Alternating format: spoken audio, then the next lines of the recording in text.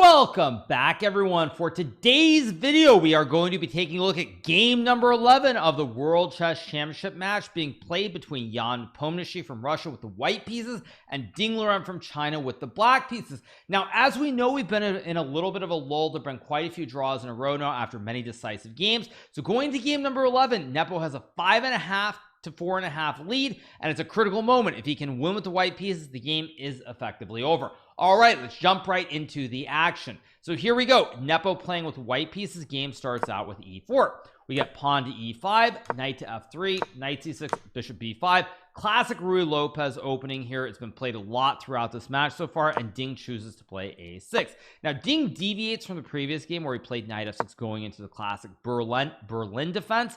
I suspect the reason is because probably this was a one-off surprise, and he felt that this line with a6, which he's played his entire life, is just a little bit more solid and not as easy to prove an advantage with the white pieces. We get bishop to a4, knight to f6, castles is played, and now we get the move bishop e7 and d3 once again by Nepo, avoiding rook e1, which would lead to many Marshall variations with b5, bishop b3, castles, and then you have to play c3 and d4, h3, d3, a4, many options. But as I alluded to in a previous recap we did, Nepo did beat this opening line to death when he played against Magnus in the previous World Chess Championship match. So we get d3 once again, playing the closed Spanish. Here we get b5 being played. Of course, castles would be a blunder because takes, knight takes e5, and white is simply up a pawn here with the chain in the center. So we get b5 being played here, bishop b3, d6 played, and now we get this move a3 from Nepo. Now, earlier in the match, Nepo played this move c3, but here he returns to one of his old favorites by playing this a3 move. Now, it's worth noting, of course, that Nepo did play this against Ding Lirean in the very fateful 2020 Candidates Tournament, where the winner would go on to play the world champion Magnus Carlsen. Now, as we know, Nepo did win this game. This was actually one of the last games played before this pesky little thing called the pandemic came along and stopped the tournament and changed the world as we know it. So a3 was played in the game between Nepo and Ding in the past. Now, it's worth noting they had multiple games in this variation where Ding castled. We had knight to c3, knight a5, bishop to a2, preserving the bishop on this long diagonal towards the black king, bishop to e6 and b4. Now, without going too deep into the weeds, they had two different games with this position. One was in the Candidates in 2020. The other was in the Air Things Masters online event in 2022. So b4, knight c6 is played, and now we get this move bishop g5. White's trying to trade the bishop for the knight and plop a pony on d5. Bishop takes a2 is played in both games between Nepo and Ding. We get rook takes a2, queen to d7, takes, and knight d5. White gets a nice knight in the center here, but it's worth noting at some point black can potentially push the knight away. So if you play some random moves here, black can always go c6, so it's not a true bastion with the knight on d5, and you would have to retreat. So here what we get is we get this position where knight d5 is played, and now Ding plays this move a5, and now the game continues with rook b2. Now you probably wonder, well, can't white just take on f6? But after g takes f6, you have a problem. First of all, the pawn on b4 is under attack, and if you take on a5 after rook takes a5 and knight to h4, black can simply go knight e7, and after queen to f3, queen e6, queen guards the pawn, attacks the rook, knight covers the f5 square, and black will create the double stack and put pressure on the pawn on a3. So in the games, Nepo played rook to b2.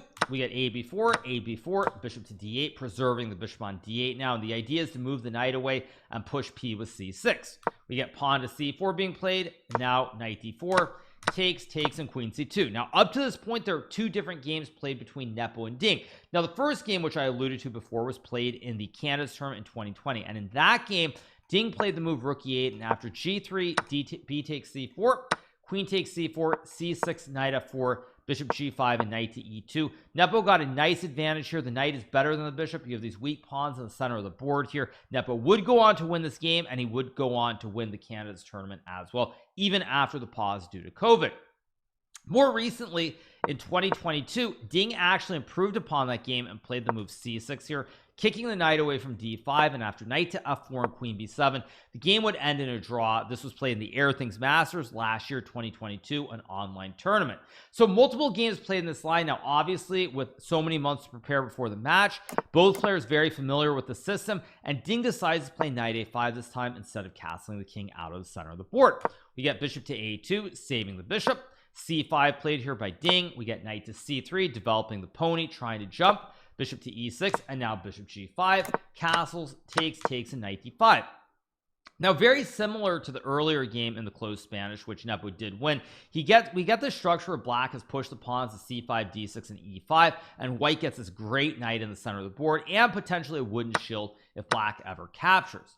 So therefore, in this position, g6 is played by Ding here, and the point behind g6 is very simple. Ding wants to keep the bishop pair on the board. Now, it's also worth noting this is a very similar structure to another opening, which I will show you guys very quickly, which is we do have the Sicilian Sveshnikov with knight c6, d4 takes, knight here, e5, knight b5, d6, and down the road at a critical moment, there are certain variations where later on, when you get some setup like this, black will try to play something like g6 followed by bishop g7, keeping the bishop pair on the board, even though white has this great outpost. Now, mind you, there's no pawn on c5 here, but it's a very similar structure with the two bishops and the pawns on d6 and e5. So back to the game here. When we get this position after g6, black wants to keep the two bishops on the board. Again, the bishop might look very passive on g7 here after queen d2 and bishop g7, but the bishop in the long term, you can go to h6, maybe the diagonals will open, and in the long run, if you can keep the bishops on the board, there are some chances for black to obtain some counterplay. Now, it's worth noting also here after queen d2, if black were to play a random move like rook c8, white can actually take the bishop, and after queen takes knight, you lose your knight on a5, so you do have to be a little bit careful. So we get bishop to g7 being played here by Ding, and now we got knight to g5 being played by Nepo. Now, this is a very, very aggressive move here. I really do like this decision to go knight g5. Worth noting that in this position, even though white has this great knight in the center of the board, there aren't really a lot of ways to sort of open up the center or create obvious plans. Now, one other way that you could play this is to go b4 here, attacking the knight, and after knight c6, playing c3, consolidating this pawn on b4, but also stopping the knight jump to d4. But after you play a c3 move, black can simply play a5 here, or rook to c8, another option, and white really doesn't have much going on here. You can play a move like rook c1, but black will go knight e7, and with the knights and bishops coming off the board here, long term, this dark square bishop will become active with bishop h6, and white just doesn't have any kind of an advantage. So Nepo, to his credit, plays this move knight to g5, trying to be aggressive here, trying to open up the f file, maybe trade the knight for the bishop on e6, create the double stacked pawns, and prove some kind of advantage. Now here Ding plays this move c4, which at the time I didn't really like when I was doing my live coverage, but I think it's a very thematic and very human move. Now, the reason this move makes a lot of sense is what black is trying to do here is lock this bishop in jail on a2 behind the pawn chain with the knight supporting the pawn on c4. For example, say you got some position where there's a trade in d5, just to illustrate the point. You got some position like, I don't know, like this. You'll notice that the bishop is walled in by the pawns from a6 to c4, and this bishop is horrible, rook is bad, knight is bad as well, and black is clearly better. So there are some advantages to doing this potentially. On the other hand, when you play c4, you better be completely accurate in your analysis and your understanding of the position, because very quickly this can get really scary. After knight takes bishop and pawn takes knight and knight e3, you have to be really careful here. If you play d5 to create the big black center, for example, white is simply winning on the spot with pawn takes pawn, and knight takes pawn, sacking the knight temporarily, because now when black takes this knight, you lose the knight on the rim, and as we can tell from the material count, white simply has one extra pawn and a big advantage. So here black has to be very careful. Additionally, if you take the pawn on d3, there's bishop takes e6 check, king h8, queen takes d3, and suddenly white is once again up a pawn, and now you're getting a true bastion on d5 because there will be no way to kick the knight. Whereas with the pawn on e6, there is no jump to d5 here. So black has to be really precise. You need to be very careful, because for example, if you play another move like, let's just say rook e8, white can now take the pawn on c4, and once again white has an extra pawn. So in this position, Ding used a lot of time here, and he comes up with the best move as recommended by Sessa the supercomputer, which is this move bishop to h6. We get rook a d1, and now this move rook to b8. Now it's worth noting that bishop h6 is a very logical move here, stops black from being able to, or stops white from being able to win a pawn here on c4, because then you do the classic Botez gambit and lose your queen. So the bishop pins the knight on e3 here. You cannot move it or else you lose the queen. So Nepo plays rook d1. Again, very logical move here, and the idea is that white has a very simple plan. Say you go rook f7, I will just trade everything on c4 and win the juicer on d6. So you have to be very careful here, and it feels very scary. I was watching this live, and I felt that at this point, if black isn't super precise, Nepo has great chance to win this game and win the match on the spot. So here Ding finds this incredible move, rook to b8. Now on first glance you're like, well, what's the point of rook b8? What does it do? But there's a very deep idea. Normally you would think you want to go rook c8 and essentially you want to trade the pawns and open up the c file for the rook. But if you play rook c8 right away here, for example, white can even play a move like c3 here, and after after c3 in this position, if black tries to take and you take back with the queen, white can still take on c4, open up the d file, put pressure on this pawn. There's also d4 pushing the pawn and rerouting the bishop long term to the other diagonal, and just in general it feels quite scary to play for black. So by going rook b8, the reason this move is so strong is that now if white tries to take on c4, you can open up the file for the rook on b8 and win the pawn on b2.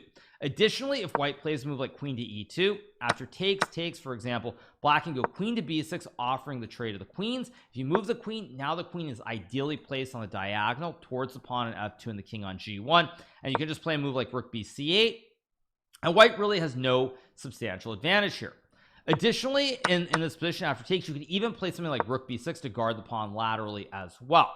So here Nepo decides to take the pawn on c4. Now this was a big disappointment watching this live, because the moment that Nepo decides to take on c4, it's very clear that he wants to make a quick draw and get out of dodge as fast as possible. Now do I blame Nepo? Hardly. I do think that playing queen e2 would have been fine, but on the other hand, when you look at the position after queen b6, there are some problems here, which is that your light square bishop is very passive behind this pawn chain, and if you're not careful you could end up worse. Now considering the match situation with Nepo ahead by 1 point, why do you want to take that risk? It does not make sense. So Nepo decides to take the pawn on c4.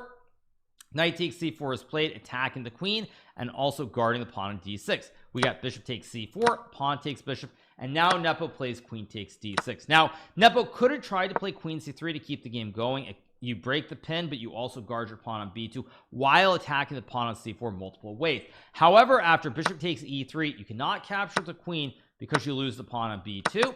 And so when you capture with the pawn on e3, after rook takes f1, let's just say king takes f1 and queen to d7, for example, if white captures on c4, b2 falls.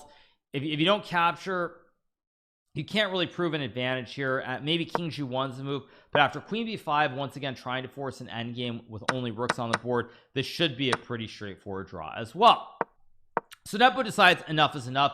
I'm just going to simplify on the spot. So we get queen takes d6, queen takes d6, rook takes d6. Correctly, Ding captures the knight, and now we end up straight off in this rook and pawn endgame. Currently even material, both sides have double stacked pawns in the middle, 4 pawns here, but it doesn't really change a whole lot. So after rook takes b2, we get rook takes e6 played by Nepo, rook takes c2, or rook takes c2 played by Ding, rook takes a6, rook to a2 here. Important move, because even though temporarily white's up a pawn here, you have these 2 pawns in the center, and these pawns are going nowhere, especially with the pawn at e5 preventing it. So it's just a matter of trading the a for the c pawn. Now of course this doesn't have to happen, but even if you get some position like this, for example, with 4 versus 3, this endgame would also be a draw, because your extra pawn is a stacked pawn and you can't win the pawn at e5.